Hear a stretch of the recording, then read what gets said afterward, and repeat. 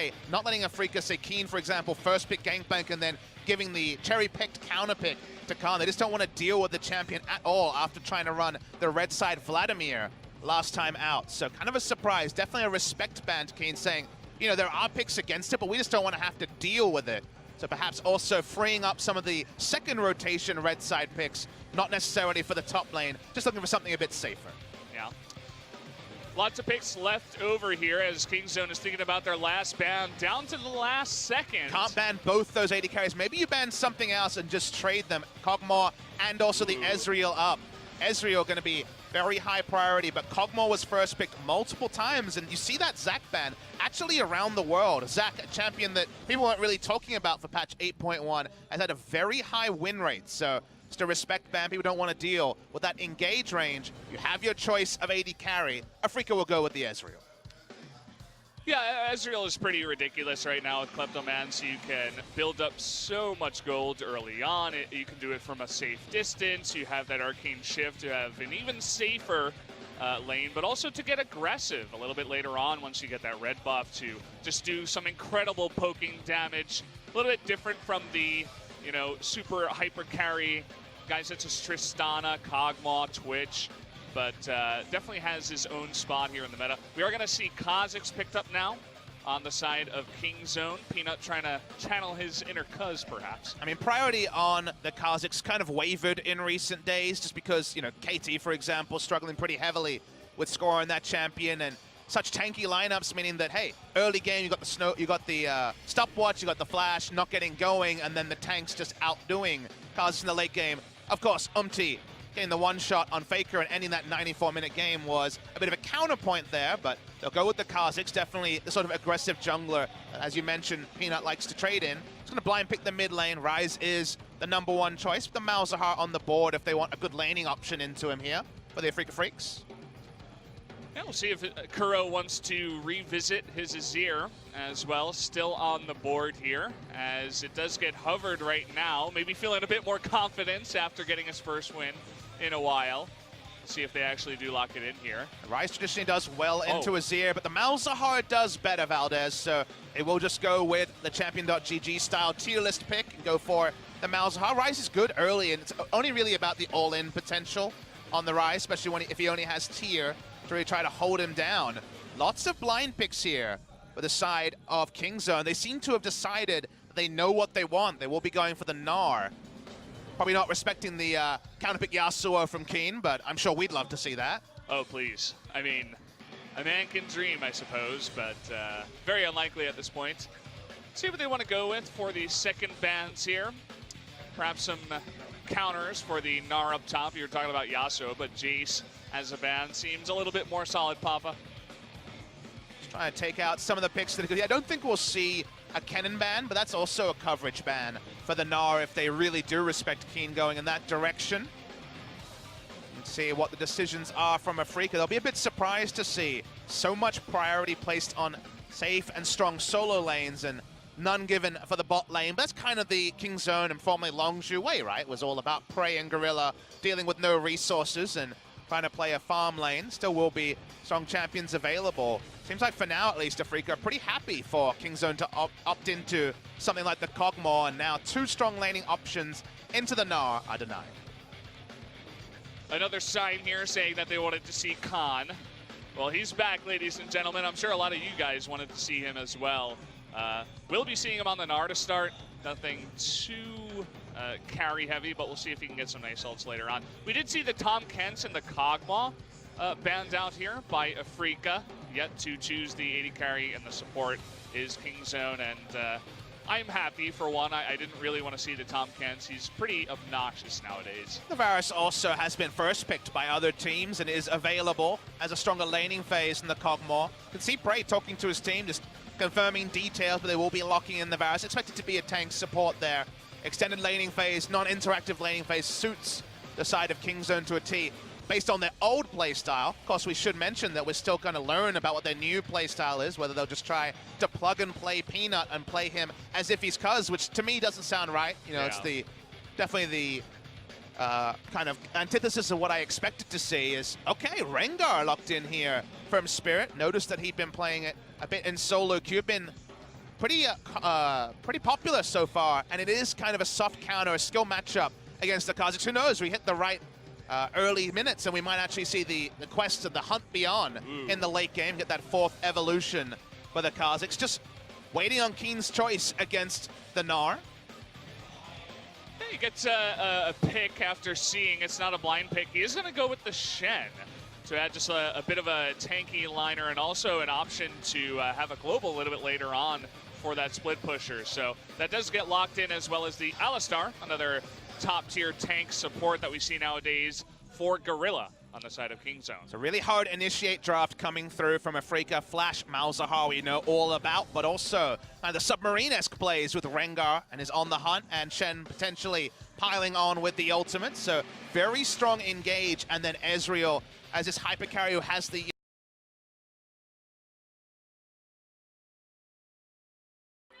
미니언 생성까지 30초 남았습니다. Longzhu fans certainly repping the King Zone, still super popular with the fans. They are the reigning champions, weren't able to overcome Samsung at Worlds, so of course couldn't go on to add the Worlds crown, but this is the lineup people wanted to see. It felt like a false start for King Zone. Their fans will allow them that if they can pick up the victory here. But what we saw out of Afreeca, very much impressing at all 3 games, even their loss against KT Rolster. There's no guarantees about where this one goes. Is that Mecha Kazakhs It's a against Chroma.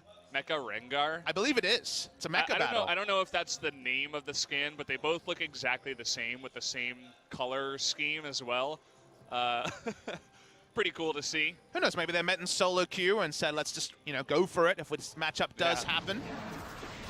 All right, we're seeing a late invade here from Afreeca. They have Braum, but he misses the Q, so the threat's not quite there. Yeah, a lot of this is also for Kramer to come in and just stack that Klepto as much as possible. Get some Qs down, be annoying, do some early damage. You guys can see how low Gorilla already is after that It's start. even more important than that, Valdez, because consider the advantage it gives Spirit, who didn't have to smite his first camp and knows for sure where Peanut started. So when you know that you're in a matchup where you heavily expect Peanut to be invading, having both the start timer and the smite advantage to clear faster, that's a double advantage for the side of Afreeca Freecs. And it's such a small move, right? All you have to do is walk in, you see Ryze in the mid lane, you're not in danger, and you can just go in there and poke a little bit. It's a very good spot there for Afreeca. This level 2 is getting a huge laning advantage for Kramer and Tucson, who were in great form last week. Something else I want to point out on the minimap. Notice 2 red wards already for the side of King Zones. They do want to invade top side, but that hard work, that vision is kind of undone by the fact that it's such a slower jungle clear for Peanut. Yeah, taking a look at the items, we like to do the stopwatch count. We do have 4 in this game for the mid and jungles of both sides, but, well, we did just have the CG come up and rudely interrupt me, but both BDD and Kuro took minion dematerializer, but also both supports took it as well. So this is becoming more and more popular, especially in Korea, over those free-ass boots, Papa. It kind of becomes that point where you want boots early. BDD's going aggressive on Kuro. Oh man, let's see if he can land his Q. He's gonna get one more, forces that flash out. Wanted to do that last bit of the cycle, and already you can see BDD making his presence known in the mid lane. He certainly feels like he's the alpha in the mid lane, and showing it does mean that Peanut can also invade very happily, knowing he has his mid laner to rotate, although BDD will want to go back and pick up his tier soon. Considering a turret dive, but for now Peanut just counter jungling. Yeah, they can see him too, so he knows his Keen out of lane, so he kind of puts 2 and 2 together and won't overstay for the Gromp. You mentioned the dematerialize, and I think that's kind of this interesting kind of headspace where if you're against an Ezreal lane, you know that someone has to take it, as Prey once again almost has concussive blows fully stacked. The Ezreal lane, the support or Ezreal himself will almost always take it just to be able to keep up in the pushing war against basically anyone, but certainly Varus and Sivir and the other meta AD carries. But then you take it yourself to kind of equalize up that kind of situation. So that's why you see Gorilla take. He's actually holding on to the charges. Already 2 used by Braum in the early laning phase, but Gorilla trying to show control. I wanted to mention that you mentioned the Materializer, also taking Unsealed Spellbook. This is what Ming took for RNG, and the Ghost Flash boots of mobility Alistar in the late game.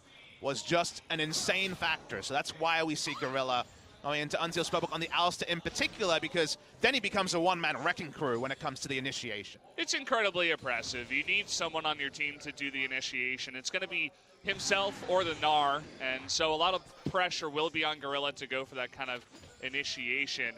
Tushin, by the way, he did go into that secondary inspiration, and you know, everybody's memeing about stopwatch and the free boots, but it seems like nowadays, just to finish up that points, like a lot of people are going exactly against that, going into the biscuit even instead of the stopwatch down there. Yeah, biscuits here, and also, like you say, the dematerializer is what Braum has taken in the secondary. I think for supports especially, the value of the free boots wavers. I feel there's some champions like Tom Kench who just wants to lane and be there for Devour, where free boots are good. But for Alistair, who first buy gets a boots of mobility and can roam, especially in solo queue, the free boots delays your roam timing, and also just having even just regular boots in lane makes you in range for your headbutt pulverize combo more. That free boots are a bit more optional or situational than perhaps you might have thought. The stopwatch for non-tank supports, I think, is very, very valuable, but you know, we're still learning the meta.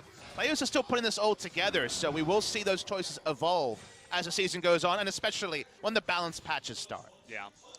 I just went over who has taken inspiration. The only person that did not take it was Khan up in the top lane for King Zone. So 9 out of 10 members taking some part of the inspiration tree. Spirit is going to be seen down here and actually delayed on his back by a nice piercing arrow from Prey. Going a bit aggressive now is Khan, not looking to kill Keen here, but looking to push him out of lane. Yeah, often we see now is just ult early, just go for a full rotation of damage, and look, a solo kill's lovely, but forcing the enemy top laner out of lane is just as good, right, at the end of the day. Saw some people get a bit too greedy around situations like that. I think of Smeb diving in and dying 1v5, looking for a 1v1, but in this particular scenario, more lane control for the player who wants lane control, and when Shen's chunked out, he's not teleporting to other lanes with his ultimate, and he's also not helping his jungler. So it's another thing that sets up Peanut to, once again, at minimum, pick up this Rift Scuttler. He would have loved to contest the blue, but doesn't look like he'll be in time. Yeah, gonna hand that over to Kuro here, and as you did mention, teleport is used up in the top lane by Keen, so we'll see if they do want to get aggressive anywhere with that submarine with the Rengar. He still does have his ultimate available. Perhaps Khan will just try to push the top lane if that does happen, because he did use his own teleport. So not looking to respond to a Shen aggressive gank with his own TP. But, you know, you were talking about the free boots and the stopwatch. Definitely, you know, Reddit's pick of, you know, the things in the meta right now that are annoying, but I think it's all centered around the one thing, which is game time, right? Here in Korea, we just had a 94.5-minute game. You can put that to one side, but the average game time in EU and Korea is around 42 minutes. So long games happening in the meta, and a lot of people, I'm sure, are asking why. Why are the games so long? And the stopwatch certainly contributes. We mentioned that a successful gank is kind of blowing stopwatch and then blowing flash. You don't often get both in one go. So that's one thing, is that you have an extra defensive tool that has to be baited before a kill can actually come up. But there's also the zombie wards, extending ward life, and also allowing the snowballing team to be that much safer. And then you think of bot lane, double relic shield for more healing, fleet footwork for more healing, overheal. It feels like all the tools, if you kind of step back, that have been min-maxed by the pro players are about survivability. And when Korea, it makes sense, right? We're a very risk-averse region. The stopwatches are used much more defensively than for 5-man turret dives that are so cool to watch in the LPL. And so with everything being used to guarantee the late game, KSV, they're drafting for late game team fights every time. And every comp that's not about late game team fights, you wonder, can they actually get it done early enough? The answer so far has been a resounding no. Yeah, and honestly, it's not the most exciting time of League of Legends for myself. It's just passivity through the first 20, 30 minutes, and even after that, it's like, well, unless a team gets very far ahead somehow, some way, through their own better passivity, do they actually get a chance to end it near 30 minutes? So we'll see if either of these teams wants to go for any kind of picks. We were talking about Shen with the submarine, but these guys are level 8 and 7. Nothing really happening. The Malzahar in mid lane is sitting on flash and ultimate, but still they're like, no, we're just not going to do anything with that. So I don't know, Papa. Maybe just need to take a back seat here for the first half of the game at least. You know what the most amusing thing is, and I think everyone at home that still plays will note this, that it's one of the best times to be playing solo queue. The games are shorter in solo queue. Solo queue right now, a lot of stuff is viable, but unfortunately the min-maxing in pro play has to be to extend the games. You know, Riot was talking about ways to extend games for solo queue. If they did that, then the pro games would be going 60 minutes. So this is one of the first times where I feel like the pro meta and solo queue are at polar opposites. Not just, well, it's a different game. It's so different now with how things have gone, but might be seeing some incoming pain in mid lane, but maybe not. It's not the meta for that, apparently. He picked up QSS before 10 minutes, so what are you really going to do? Well, let's talk about the items in mid lane and how they fit into our picture of the meta. It's gold per 10 versus QSS and double scaling items because he's Rise. So pretty cool stuff there. You were talking about how we don't look at the bottom lane for action anymore, but where do we look for action now, Papa? The top lane is Shen desperately trying to farm under turret. Gnar just pushing him in. The junglers are power farming. We haven't seen a single gank out of either of them, nor a counter invade. Let me just get that in there as well. It's a lot of time for us to build up our rapport, work on our own pirate podcast compared to all the OGN podcasts. We got a lot of options here. There's a lot of space for us to talk, Brendan. That is true. Have a lot of extra time to get into Are there any funny accents you want to try on for the viewers that you've been practicing? I mean, this is the time, right? Funny accents? You know, like the comedy podcast stuff. I'm sure you're developing your own kind of artistry in your spare time. We're working on my accents to prepare for the cast. Actually, after this first week, I was thinking, like, well, we got to do something to spice up the broadcast, right? We're not just going to talk about how Peanut's soloing the Rift Herald and no one seems to care. You said something about removing your shirt, but the weather's not working for that one. Yeah, so back to the drawing board. You know, keep here, guys. We got summer on the way a little bit later. No promises, but we'll see. So Ocean Drake for Rift Heralds. That's the trade that's going on here. You'll be happy to know it keeps the game vaguely even as well. Yes, exactly. Very balancing all even. things over here. Damage dealt so far. We got two people on the left side that have 0 damage. Kha'Zix and Rengar both have 0 damage. Has Shen really not Barmy cindered one tick? Come on, surely. I don't know, man. Has he never been in melee range? When Khan ulted that time, did he have Barmy cinder? Surely it's wrong, please. I'm not so sure. Maybe it just doesn't register. This is definitely a screenshot for all time. Yeah. Sitting here at 12 minutes into the game. Three people on the Rift have 0 damage to champions. Well, this is where we live, Brendan. You know the famous meme with the dog and the house on fire? This is fine. Yeah, this is totally fine. We might have this turret go down, though, guys. That's exciting. The Shen is going to get pushed in. I mean, that is the way that matchup does go. And, you know, all things being equal, this is good for Kingzone. This lane has gone exactly as planned. So, you know, the inaction aside, this is the first big win, and there's no easy objective for Afreeca to answer. So, okay, a win's a win. We got to reward a win. Yeah, for sure. They will get a bit of a gold lead here, about 2,000 ahead. I wanted to point out the items down in the bottom lane. You'll notice that the Braum did go for the Biscuiteer, as we were talking about. He stacked 4 biscuits because he doesn't need to use them. So by the late game, he can just like spam his biscuits to have even higher health and mana regen. Think about this, Brendan. Didn't he take the wrong mastery then? I think he did. He got no value out of it. I think he did. He either was outplayed or wasn't playing aggressively enough to justify Biscuiteer. If I'm the coach, I look at that and say, hey, how much value did you get out of that mastery? Get something else. I mean, but at the same time, does anyone really want to see another stopwatch on the Rift? I'm not so sure. If they're turret diving with it. I guess Tushin would, if it would help him out. Let's go back to the game for a moment before we go back to Sillyville. Worth noting, you know, we should say very extended laning phase, who's that better for in every lane, right? Because in different scenarios, people are going to be advantaged by having long laning phase. Prey in a non-interactive laning phase got a completed Rage Blade with nothing happen.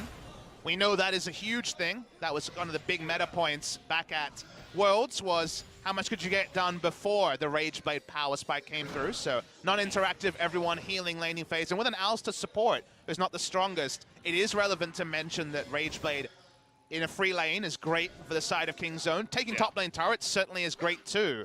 So you could say in 2 lanes things have gone well for them, and BD pressured out Kuro.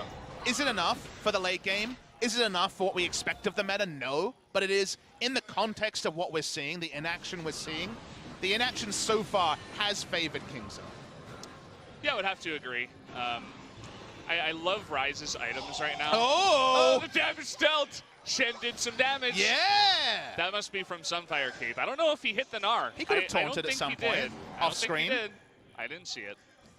The The Gnar, Korean though, casters lost their minds. They had nothing to shout about. It was awkward. Yeah, that essentially is their cast. So they got that in there. But yeah, the Gnar doubling the damage of everyone else. The Rift Herald's coming on in. We're going to double up the turrets. Yeah! Getting some action here on the Rift. All right, can we Look slow at this down? That's too much action. I need deep breath. Oh no, it's gonna hit the second turret. Boom! Okay. Well, they get that done. It's very nice, even extending their gold lead a little bit more, up to almost 3,000. So let's think outside the box. Let's live in a world where Riot isn't going to direct fix all of this with balance changes, which will happen eventually. What we could do instead, let's just adjust the early game. Okay. Why don't instead the casters get to award a score based on a team's performance in the first 15 minutes? They just put the camera on us because there's nothing to show in the game. We raise a number out of 10, and that affects the game score, right? Like, we're like, that's a 9 out of 10 for Kingzone, only an 8 for Afreeca. They need to keep the turret up. Why wasn't Rengar there to push up some farm? That's another way we could change the meta and just allow, you know. So you're saying it would directly affect the game? We have to, because we have to play within the context of the game we've been given, which is this one. So if we give them a rating, do they get some bonus points from that? I think so, yeah. It's like you know how we had that season with like -3 game score for all sorts of showing up late and stuff? Yeah. Performing in the early game should be rewarded, right? Yeah, I guess so. I was looking at the CG down here. I didn't even realize that these guys ganked. I don't know which ganking parts they're talking about. Just so you guys know, the jungle proximity of 1 minute in 16 minutes, it's not a lot of minutes. They're power farming, right? The Rengar is getting close to the Shen. The Kazakhs having a bit harder of a time. The problem with lanes are farming better. The problem with junglers power farming this meta is that the numbers are so irrelevant. Like, you kind of have to look at the gold just because, and the gold's going to be influenced by the turrets that went down, but given that Gromp and like the a million Krugs kind of have equal value in some cases, it's still one of those things where it doesn't necessarily mean that Spirit has been farming better, just farming differently. I wonder if, you were talking about the hypothetical situation where this meta doesn't change. Will change eventually. I don't know when that is, but... well, I mean, there's no patch on live, so it's definitely going to be, what, week 4 at the earliest, it feels like. We always give 1 full week before the changes come through to professional play. Will teams just begin to only build super scaling comps? Did you see like Faker's only Kassadin? Shyvana every game? I mean, Gathering Storm is becoming the secret Storm, OP. Yes. No one you had were talking about that in the 94-minute game, but it's still good if you get past 30, 40 minutes. It's certainly better than Scorch. Biscuit Delivery, or right? Scorch is in the same tree as well. On.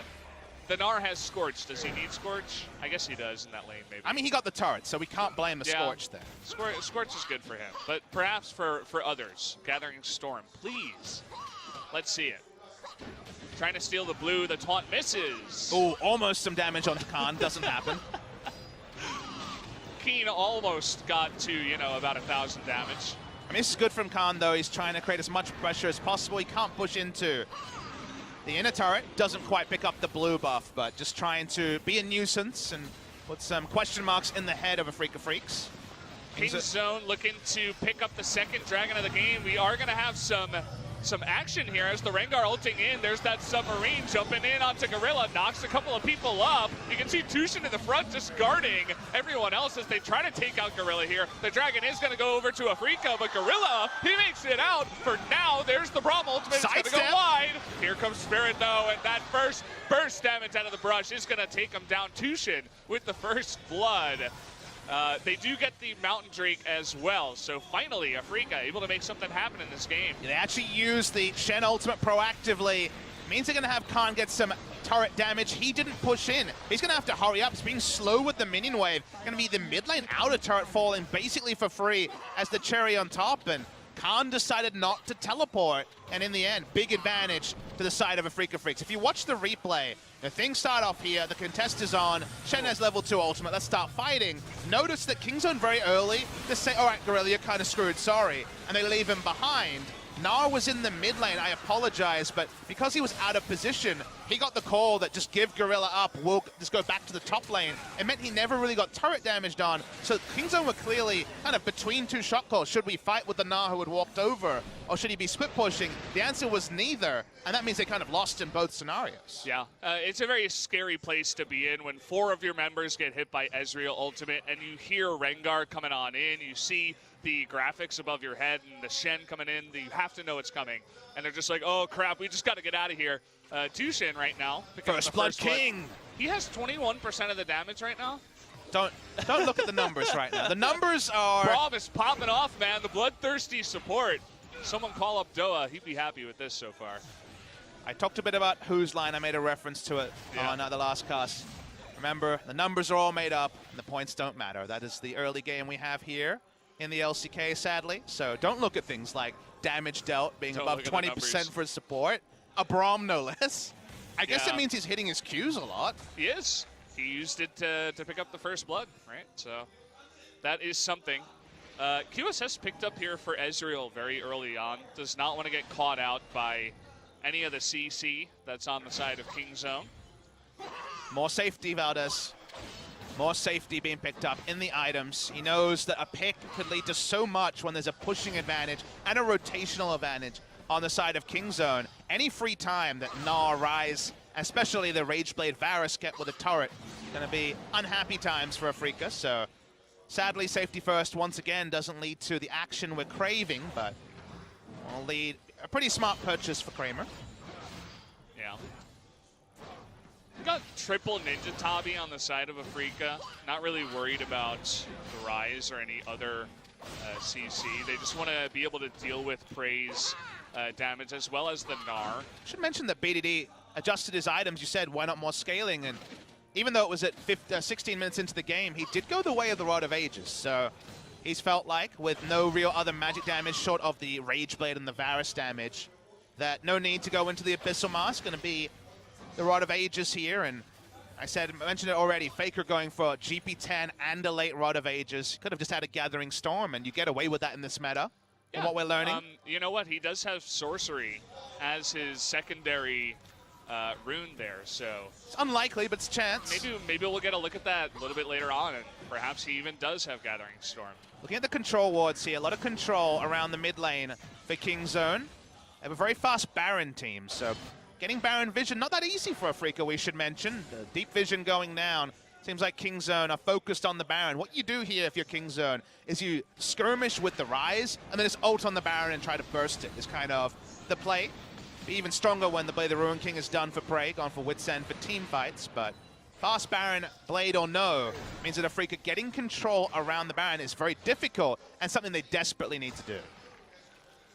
Yeah, so far it's all about Kingzone in terms of the vision, but finally Afreeca coming on in and clearing out some of that vision. Tushin moving forward with the help of Kramer right behind him. But now Gorilla and Prey nearby. They're not going to give up vision this easily. We'll see if they go for any play. It's going to be hard to go for a pick onto Rise at this point, but perhaps if Peanut gets a little bit frisky, they can catch him out. Looking onto the Malzahar to make a play. Bit of bated breath here, because game is not really moving forward, and also because Kingzone are on the precipice of a big pick. Speaking of big picks... Oh, he's going to miss that ultimate once again, and that means that Prey, just throwing out his own, will easily get out of dodge here. Tushin still has a splash. Didn't go too crazy with that one, but just a missed ultimate on that play. Kingzone keep pushing. If this stays the same, Kingzone will take another outlane turret. Valdez, we should mention, is 275 damage by Peanut. My goodness. This meta. Yeah. Maybe we need to stop showing the numbers and pretend. Like, yeah, I'm sure he did damage somewhere. It's Peanut after all, right? He's very aggressive, right? But not in this game. Not even on Kha'Zix. Sliding scales of aggression in this meta. That's like meta. 1 Q. Like, not even. Not if they were isolated, it would have been way more true. damage. Okay, ultimate sails wide. Not sure if that was aiming for Frey. He's feeling the pressure. He's like, oh, my damage is probably pretty low on the graph right now. Got to get up there. Now he's ready to go. Does have very strong team fight damage. When you go on hit, you're getting a lot of value early because it does not have a critical strike modifier like an Infinity Edge build does. So if he gets free time in a team fight, Varus will outdamage basically anyone on the Rift. The free time is difficult when Malzahar, Rengar, and Braum are going to be diving in with a Shen ultimate to slow him down, but at least the core damage early is much higher and didn't go for another QSS like Kramer. Yeah. We do have an Infernal Drake coming up here. Will be very important for both of these teams. Perhaps we will see some fighting around that Infernal. Afreeca does have vision on the Baron right now, so they know that nothing is going to be rushed here. So what Khan wants to do, his inaction in the previous Dragon fights, what led to the objectives and things coming through. Khan moving over, already in Meganuss, so will be exhausted probably by the time Afreeca gets going. Yeah, just gonna throw a boulder. Does a bit of chip damage, won't matter at this point. BDD made his way down into the bot lane where Keen was doing a nice job pushing amongst all of the madness. You here. see Blue helping pings onto the Dragon. They know 15 seconds until Gnar can start to even build up Rage. Very smart of Afreeca to just wait. Look at Keen, he's zoning two people out. Peanut and BDD trying to kill a tanky Shen. Now Gorilla is going to engage. He gets Kramer, but Alistar being chipped down.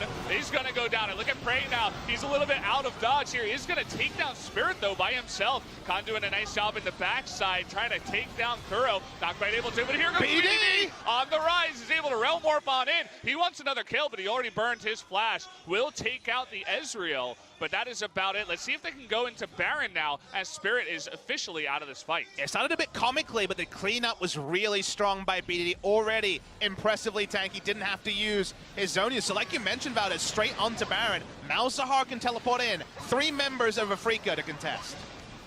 And they have a nice bit of damage here. 2 tanky members, Tushin and Keen coming on in. They are going to peel off the Baron for now. It's really the BDD show here as the rest of them are so low. But they are going to be pushing in. Here comes Gorilla. There is that burst in from the house. He's trying to get on top of Keen. There's the 3-man knockup. They are going to be able to get Keen here. Who will they get else? Looks like Kuro as well will be taken out. And Gorilla with a really nice play. Perhaps now they can try to secure Baron, but lots of low members on the side of King Zone. Maybe they'll just back off from here. It's going to end up being extra kills. Gorilla's playmaking, his ability to roam in a meta without Unsealed Spellbook was always praised. Watching the ult here. Doesn't pick up anyone. Spirit's just looking for an exit kill, won't find it onto Prey. And certainly not onto Gorilla. No. But I mean, Gorilla was always the roaming god, right? Boots of mobility into roams were kind of how he made his star back on the days of the Coup Tigers, and already was a great player, of course, in his Najin days. Peanut looking for Kramer. Oh, man, he is really caught out here. Tushin trying to help him out now, but easy pickup for Peanut, jumping on over the wall. And now Spirit's going to be caught out all by himself, trying to help out Kramer and Tushin. But that is a couple of picks that they could not afford right now. Afreeca had everything in order, all the ducks in a row, but all the teleports from the Unsealed Spellbook, and of course the top laner, so much creative playmaking, blows open a boring first 25 minutes, just a huge spurt of action, and it should lead to Baron for King Zone. Yeah, gonna be an easy Baron pickup. You can see that none of the other members of Afreeca are anywhere near, so they have to give that one away. 3 teleports on the side of King Zone, making some action in this game. Finally, this is what we were looking for, and you guys can see how much gold they were able to pick up from all the shenanigans. 2-0-2 are both BDD and Prey on the side of King Zone. And 100% playmaking, 100% kill participation for Gorilla. Probably will see the ghost from eventually, but read the situation smartly. Righteous Glory just picked up as well. Got the initiation in. Comes in here, and this is the part where Afreeca know they're boned. They didn't respect the fact that teleport could come up. Didn't matter that Alistar was in the Death Chamber previously. Huge, huge triple knock up on the Pulverize. They can pile in, don't have to respect the Malzahar. Oh, not going to be enough at this point in the game to actually take down multiple members in the null zone. They're going to take the turret as well. The game blown open by a bit of magic from Gorilla. It's a little bit disappointing to see from Afreeca. They had a really good start, especially taking the 2 first Drakes and a couple of nice team fights. But as you said, just not used to the meta, perhaps, the Unsealed Spellbook allowing this all to happen. And just a really heads-up play from Kingzone. So now we see Kingzone 6,500 gold ahead. They have their 2 carries up and farmed, and that's just their 2 main carries because Gnar and Kha'Zix are also popping off here. We'll see if maybe the Ezreal magic a little bit later on can help Afreeca come back into this game, but at this point, when you're this far ahead, wouldn't even be sad to see Kingzone pick up some tanky items from here. And the struggle is, for the side of Afreeca, is that they picked up the safety items earlier, right? Damage power spikes were delayed for QSSs to come through. For Kramer, for example, the safety was supposed to deny something like a Baron, a pick that led to a Baron, but the safety was exploited by a moment of brilliance from Gorilla. And now they're behind with items that give them safety, sure, but don't stop Baroned up minions and also Avaris from taking down turrets. And this is where you really feel the fact that they're 7,000 gold down, plus some of their gold has been spent on non-damaging items. They can't take a straight up 5v5 against Kingzone. Yeah. You can see on the side of Afreeca, not the best wave clear. You were talking about against Baron minions, but just in general. They have the Malzahar up in top, but Kramer one by one trying to pick off the minions in the back line, and the Shen and the Rengar being melee obviously does not help with the wave clear. So they're being pushed in pretty hardcore. This might just be like one of those old SKT games where they take one fight, they take Baron, and then they roll over all of your turrets and take the game in a really short amount of time. And this sort of playstyle, what we're seeing on the Rift, cements why Kingzone blind picked both their solo laners, because Gnar and Ryze are seen as the gold standard in Korea. We don't play Zoe here with any reliability. We go for the Ryze for his ability to play side lanes and then rotate, and they're playing 3 lanes beautifully, and they might be looking for even more. Yeah, well, he's got a stopwatch. The ground pound is a little bit late, but it's not going to matter. It's 3v1, and even a Shen shield cannot help him out. Will not have that ultimate for a little bit now, as the plunder continues. Tower after tower, having a huge Baron power play. Kramer is going to QSS out of dodge here, but now it's Tushin in the front. They are going to try to burst out that shield, and they almost do, but they get him out of the way. And that's going to be another turret down here for Kingzone, and should be an inhibitor in the top lane. The speed with which this game snowballed away from Afreeca, something KSV never allowed Kingzone to do. Khan in the roster, pushing the maximum in the side lanes, was the only person really performing in the early game for Kingzone. But the moment they have that individual moment where they get a big play, like for example Gorilla in this game, then you see why people have the sky-high expectations for Kingzone, because they've blown apart a game in what? The better part of 6 minutes. Yeah. That other teams haven't been able to do in 40. Like, they never had this sort of level of this inspiration from SKT in that 90-minute game against Jinair. But Kingzone's killer instinct from ahead is there. I think they still have a lot of work to do in the early to mid-game, understanding who to play around, how to get those sort of leads. But you can see clearly on your screen that when that moment comes, when the Baron falls, when the outer ring of turrets goes down, it's still the old Longzhu that went on to become LCK Summer Champions. Yeah, you were talking about a bit of the negative factors of having 5 carry players on your team, right? Adding Peanut into the lineup instead of Cuz, who would just kind of play from the jungle and be a supporting jungle. But I feel like this game definitely shows some of the positive aspects, right? Because one day you're going to have Gorilla popping off on the Alistar, trying to carry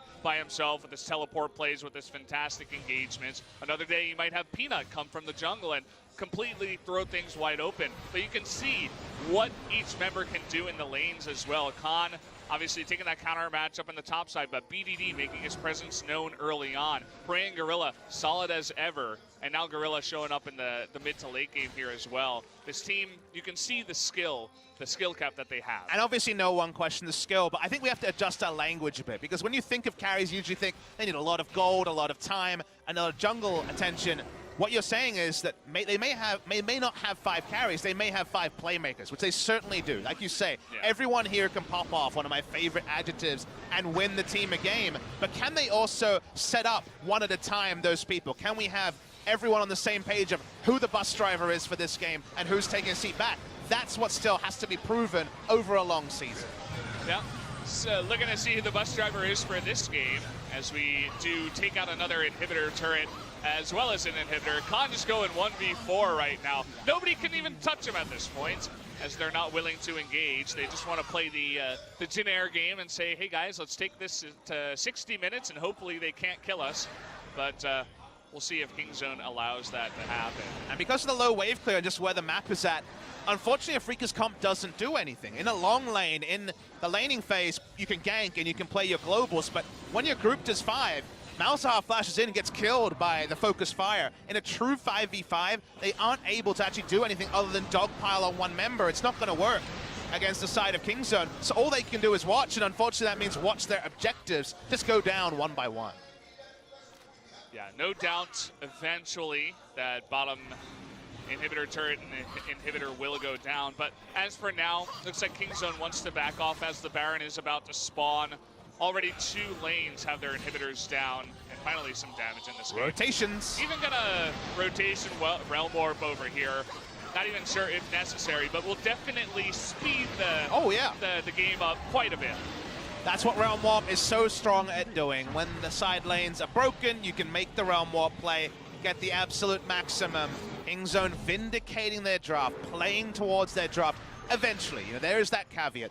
Anyone who watched the first 25 minutes knows that because there is so many defensive tools, it took brilliance to actually open up the game. From there, it was the King Zone. We can reward King Zone for how they closed the game, certainly. It'll take time to adjust. This is what their fans want to see. They want to see a victory. Tough ask against Afreeca. Afreeca haven't done a lot wrong in this particular game. You think about it, they didn't respect the 3rd teleport that they, of course, were surprised by. There is a global thing that says when someone changes their summoner spells, but in pro play especially, is your ward line safe? Is your carries in position? Do you have your items? There's a lot of things to consider. They let one thing go askew, and they were heavily punished by Gorilla, and then eventually all 5 members of King Zone.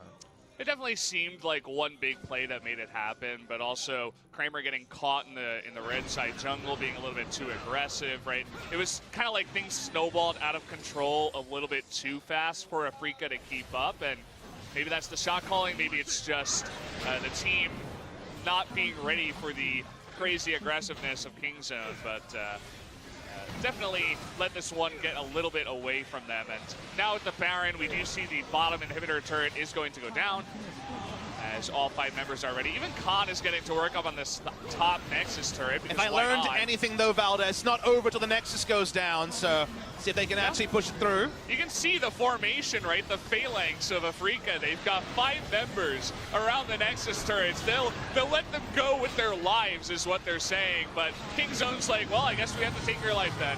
As they take out the 2 Nexus turrets, one is about to go down. Khan just getting out of there.